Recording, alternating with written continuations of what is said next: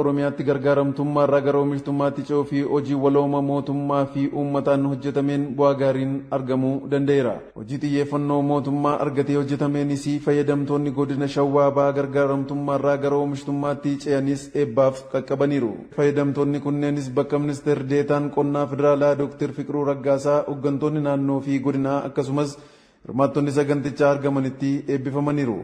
Bu'aan gama hojii kanaan argames hojii waloomuu mootummaa fi uummataan hojjetamee fi ejjennoon mootummaas bu'aa argameen uummanni of jijjiiree eeggattummaa keessaa bahudha. Biyyoo baay'ee oomishaaf mijattuu taate, qilleensa baay'ee jireenya namaatiif oomishaaf mijataa ta'e, horsiisa beeladaatiif mijataa ta'e osoo hin qabu uummanni kiyya kadhaa jala buluun irra jiraatu. Uummanni kiyya oomishutu irra jiraata.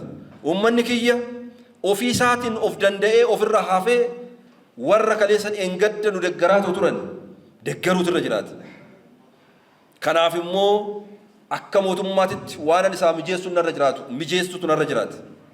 Karaa jedhuun xiyyeeffannoo baay'ee guddaa kennuudhaan gargaaramtummaarraa gara oomishtummaatti mata duree jedhu qabannee sochii erga jalqabnee sochiin isin gochaa jirtan uummataa fi mootummaa walitti dhufee waan hojjetamaa jiruun jijjiiramni gurguddaan naannoo keenya keessatti mul'achuu jalqabee jira.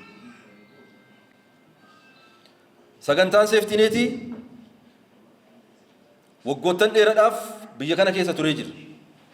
Sagantaan kun bakka itti deeggarsa uummata deeggarsa barbaaduuf bakka itti deeggarsi maluuf gaafa sirnaan ummata keenya biraan geenyu ummata keenya jijjiiree jira.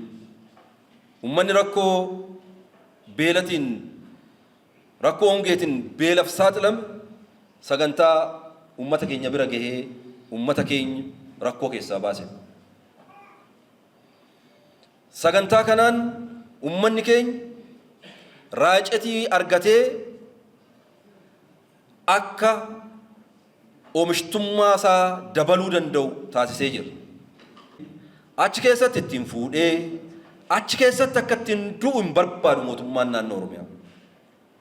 Mootummaan naannoo Oromiyaa raacetii argate sanaan uummanni kun dafqee yoo hojjete qabeenyi inni qabu qabeenya guddaa waan ta'eef jijjiiramuu danda'a jedhee amanaa jechuudha. Uummanni gara oomishtummaatti ce'uun boodas mootummaan fayyadamtootaa fi teekinooloojii qonnaa fi dhiyeessii garaagaraan deeggarsa taasisa. Asiin booda garuu qamadiidhaan waliin deeggaru. Maaliin wal deeggarra? Teekinooloojiidhaan wal deeggarra. Maashina tiraaktara as fiduudhaan wal deeggarra. Xaa'oo akkasii fayyadamtan godhuudhaan wal deeggarra. Sanyii filatamaa akkasii fayyadamtan godhuudhaan wal deeggarra. Akka guyyaa har'aa qorannoon qonnaa keenya gochaa ture kanaan sanyii filatamaa horii isin fayyadamuu dandeessan dafnee isin biraan gahuudhaan wal deeggarra. Kanaan gaafa wal deeggarra hojii isinuu beektu. Namni isinitti muuduu jiraatu hin danda'u. Isinii ol kan beeku hin jiru. Kanaafuu wal deeggarra isa qabattanii jabaattanii nuuyyuu deebinee warra kaleessa nu deeggaraa ture sana immoo deeggaruutti deemnaa jechuudha. Bara darbee fayyadamtoonni miliyoona tokko qabxii tokko ta'an akka naannoo Oromiyaatti gargaaramtummaarraa gara oomishtummaatti kan ce'anii fi bara kanas 400,000 ol ce'uu fi qophiidha.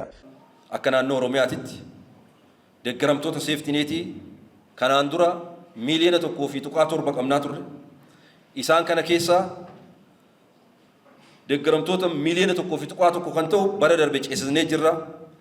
Bara kana deeggaramtoota 400,000 fi 44,000 ol kan ta'an maatii isaanii wajjin ni qabna. Isaan kun ni ce'u jalqabnee jirra. As Shawaa Bahaa irratti namni 59,000 kan ta'utu sagantaa kanaan deeggaramaa ture. Har'a jalqabee jira. Guyyaa irraati irraa jalqabnee guyyaa muraasa keessatti hundi in ce'u jechuudha.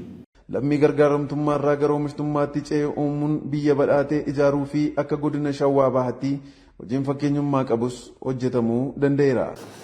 Mootummaan keenya immoo kana xiyyeeffatee gargaaramuu salphina akka ta'e hambisuudhaaf waggoottan darban 4-5 kana keessatti initiatiivii baay'ee uummata keenya jijjiiruu danda'an initiatiivii gara qonnaati jiru jireenya uummataa jijjiiruu danda'an baay'ee isaanii bocanii gargaaruu jiru.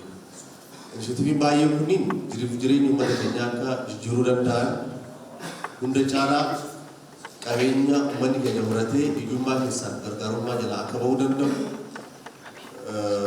warra nu gargaaranidha. Qabeenya baay'ee qabna. Lafa hin qotamin, kan qotames kan oomisha gahaa kennu. Bishaan itti fayyadamuu hin dandeenye bakkeetti yaa'uu danda'u. Bishaan lafa jalaa meetira muraasa irratti argachuu dandeenya. Baay'ee isaanii osoo qabnu harka nama jala qabannee waggaa hedduu salphina keessa teenyee deeggarmaa tureera. Namni baay'een gargaarsa keessatti dhalatee, gargaarsa keessatti guddatee qaalii kana osoo ofirraa mulqii haadha geenyeera. Qaaliin nuti keessatti dhufne kun immoo ilma keenyatti darbuu hin qabu. Asitti dhaabneet jireenya keenya jijjiirre qabeenya horannee salphina gargaarsa jedhamu kan ofirraa mulqinee biyya badhaadheetii fi biyya of duraaf dinagdeen isaa ce'uu danda'u ijaaruu qabna jedheeti mootummaan waa baay'ee hojjetaa tureera. Kanneen keessaa fakkeenya kan ta'u godina keenya. Godinni Shawaa Bahaa waggaa 4-5 duratti baay'ina namaa hedduudha kan gargaaramu.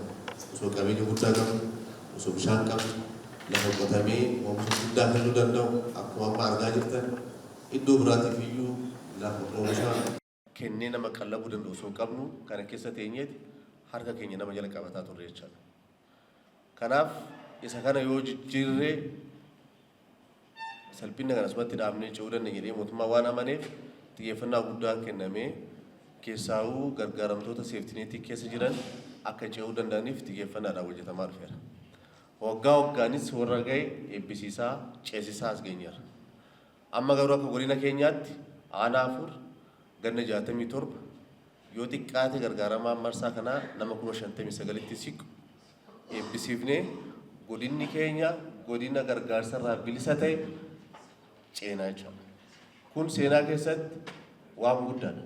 Fayyadamtoonnis gargaaramtummaarraa gara oomishtummaatti ce'uun of danda'uu bira darbanii kan biroo deeggaruu fi abdii kan horatanidha. Horii bitee horiin koo hirimaadha ni deesse inni dhalte amma horii saniin aannan elmachaan jira lukkus bitee puphaa gurguraan jira. Kanaaf anuu amma cinaa kootitti kan nama gargaaru ta'eera kadhaa sanirraa darbee jechuudha. Guyyaa irraa immoo kadhaarraa oomishtummaatti kan dabarree eebba keenya eebbifamnee warra akka nama gargaaramtuu oduun ta'een gargaaruuf qophiidha jechuudha. Erga harka qal'eeyyii jedhanii gandarraa nu galmeessanii barashan na fakkaate amma barashanii kana keessatti akka duraanirra jijjiiramne amma horis godhanne re'eedhas godhanne hoolota barashanii nu kennanii sanuma godhalee jiru hore sunis horis ka duraan qabnullee xiqqoo qabnullee wajjiin walitti guddate amma wayyaadha. Kana jijjiiramne amma ka duraanii harka qal'eeyyiin jedhamnu magaa jallisii bishaanittis ni qabna horii qabnu wajjiin hogga walitti deebine nu amansiisa jireenya Rabbi jeeshaa Allah. Saganticha irrattis fayyadamtootaaf beekamtiin kennameera.